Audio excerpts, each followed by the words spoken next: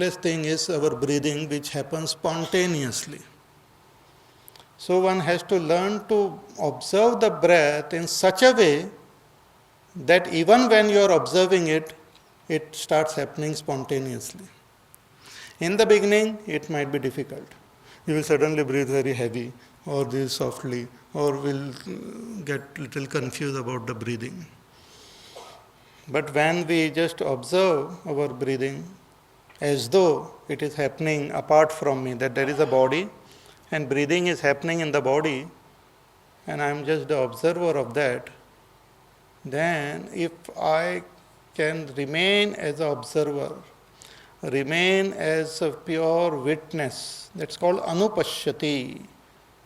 I remain as a witness, I understand that I am just a witness, then a very strange thing happens, that I get disengaged from that Prakriti.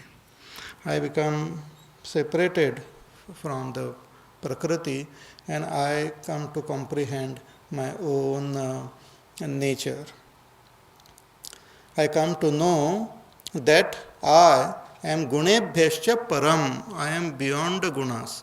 I am different from the gunas. I am beyond the gunas.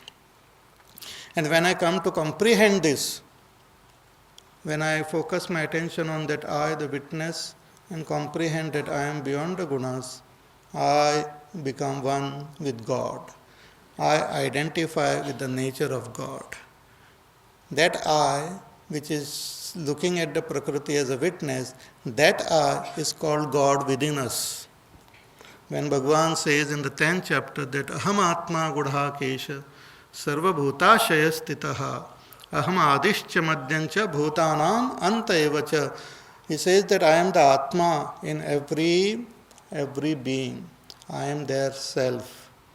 But when we recognize this witness, I, that is God within us. Therefore, in 13th chapter also Bhagavan has said, Kshetrajñam chapi mam viddhi sarva kshetresha bharata. I am the kshetrajña in all the kshetras. This is what is called final step. So just focus your attention on this I and remain focused on that, and that will alone take us beyond. Now again to demonstrate, last time I had demonstrated, and this time also I will demonstrate the same thing. I have in my pocket. What do I have in my pocket? Yes, where is it? Oh, yeah, there it is. Jadoo. Where is that? Yeah. See, now when this light falls on my finger, the finger gets illumined. But when the finger is not there, nothing is illumined. But that doesn't mean there is no light. There is a light is there. Again, if we take so when I am putting this light on the finger, what do you see? Do you see the finger? Yeah? Yes, you see the finger, you say, But what exactly we see is the reflection of light. Finger by itself cannot be seen, it doesn't have a light of its own. When total darkness is there, finger cannot be seen, it doesn't have light of its own. So when this light falls on the finger, we seem to see the finger. But really speaking, we are seeing the reflected light. The reflected light in the shape of a finger. Why it has got this funny shape? Because of the shape of the finger. The light itself doesn't have shape, doesn't have any form, doesn't have any variety. But depending on that variety of this finger, the light appears to be different. Now let us see. Let us now turn our attention to the sky at night. So the entire sky is illumined by the the light of the sun, but it is not seen because there is nothing on which it gets reflected. So the light is there, but it is not seen. When there is a moon, we suddenly see the light. So that moon doesn't have a light of its own. The light of the sun, which is unseen, when it falls on the moon, one can see that light. When we say I am seeing the moon, what I really mean is I am seeing the light reflected on that object called moon. I am seeing the light because seeing happens only of the light. Only light is seen by the eyes. Eyes do not know anything else. Eyes do not understand any other language. It understands the language of color and form. So eyes are seeing the light. That light which is totally invisible and all, when it falls on the moon, that light becomes visible. But very interesting. When that moon is there and which is illumined by this light, the moon is not only illumined by the light, but that light which is unseen is also illumining the light which is illumined on the moon. This is a little subtle thing. The light which we see being illumined by which gets illumined on the moon, that light is also pervaded by the cosmic light which is unseen. Similarly, our body and all is like a moon. Our body, mind, intellect is like the moon. The light of consciousness, the pure reality is like the unseen light, transcendental. When it comes in contact with this body, mind, intellect, it appears to get reflected. So it gets reflected. The reflected light is what we experience as I am. I am. All of us, we experience I am.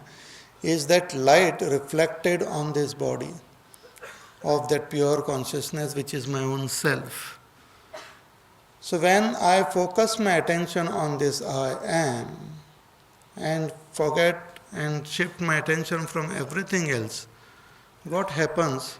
The attention from I am gets shifted to that pure light which is beyond the concept of I am also, which is beyond the moon, which is beyond the reflection or reflected light on the moon. That is what we call transcending the moon or transcending the three gunas. The three gunas get transcended when we come to recognize, realize our own identity. So gunebhyascha param vetti, and this I is beyond the gunas. So when we come to comprehend this I, the pure I, Bhagavan says, you become one with me. Then there is no difference between you and I. Then we can say Shivoham, Shivoham, Soham, Soham. Then that statement of the Upanishad, Aham Brahmasmi, that gets completed or comprehended in that avastha. So gunebhyascha param vetti mad bhavam sodhi gacchati.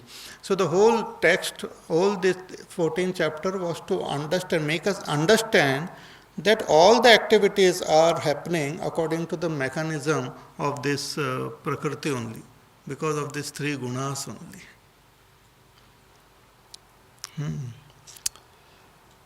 I hope we will practice also later on, but at present you just keep this in mind. Now Bhagavan tells us in the next verse that what happens.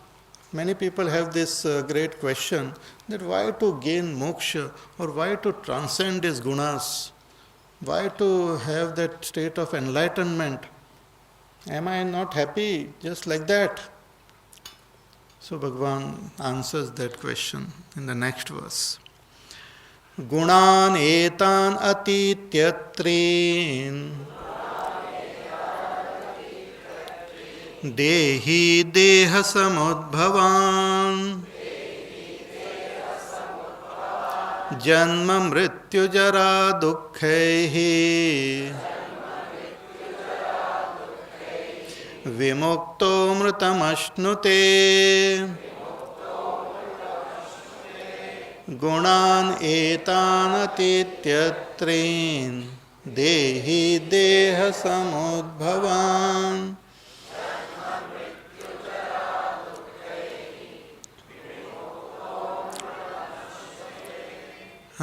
So this dehi means one who is in this deha, means the Purusha. See, many people get confused when they study the scriptures, because the scriptures have the tendency to convey the same, that thought or the same theme through different words. For the Purusha, there are so many words are there. All of them convey the same thing. Like for the sun, there are 12 different names are there of the sun. In English, you have only, if you just want to say anything about the sun, you just have to say sun only. But in Sanskrit, you have so many names. Bhaskara and all. Bhaskara, Ravi, so many different names are there. Dinakara. So different names to indicate the different aspect, because it is not just give some name, but that name should also convey the nature of that object. So they come up with different names. So that Purusha means which pervades everything is called Purusha, which resides in the Pura. This body, mind, intellect and this whole Prakriti is like a Pura, like a place. And that which resides in this place is called Purusha.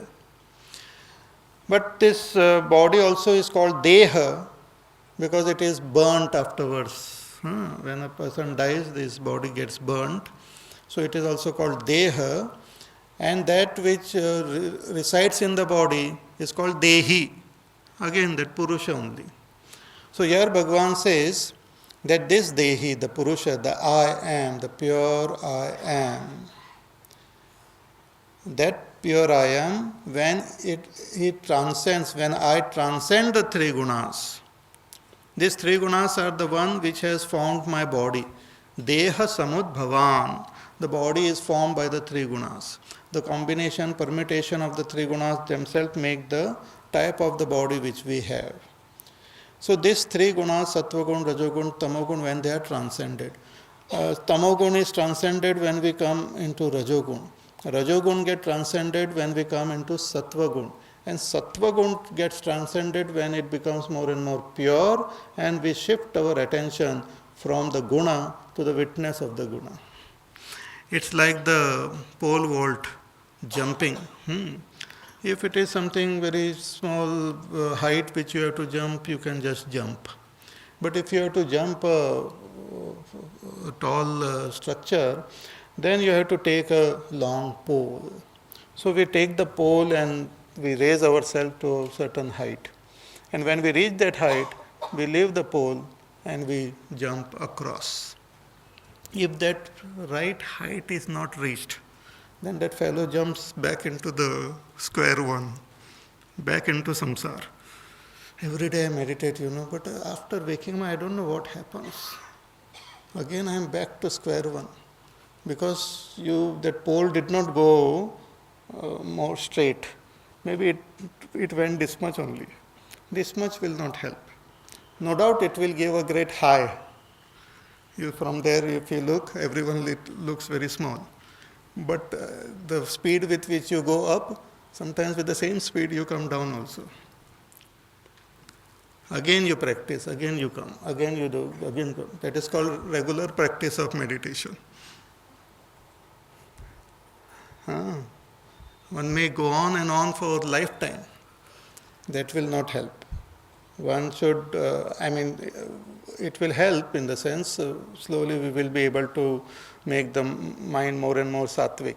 But ultimately, one has to reach perpendicular thing. And then that is called the pure sattva gun. And then we transcend that also. We transcend that by comprehending ourselves as the witness of this sattva gun. If we don't comprehend that we are the witness, if that knowledge doesn't happen, then even from this stage, again we come down. Therefore, there is the importance of knowledge. Knowledge is just to recognize that I am the witness of these gunas. I am that pure light of consciousness. I am not matter. I am not, matter changes, matter comes and dies, matter undergoes lot of modification. I am the witness of this matter. So when I come to comprehend this, then what happens? That pole gets left and I jump across. I reach that state which is beyond the three gunas.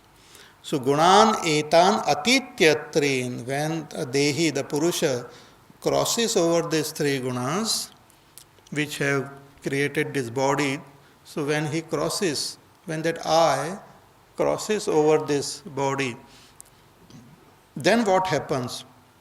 I identify with my own pure self. And when I identify with my own pure self, see, the body will continue to exist. Other people might continue to see the body of a realized master. So body will continue to be seen by others. The mind and intellect will continue to function. But that Purusha has transcended. And from that transcended state, the person sees the whole thing. Then even when that person again becomes aware of the body, he has gone beyond the identification of the body.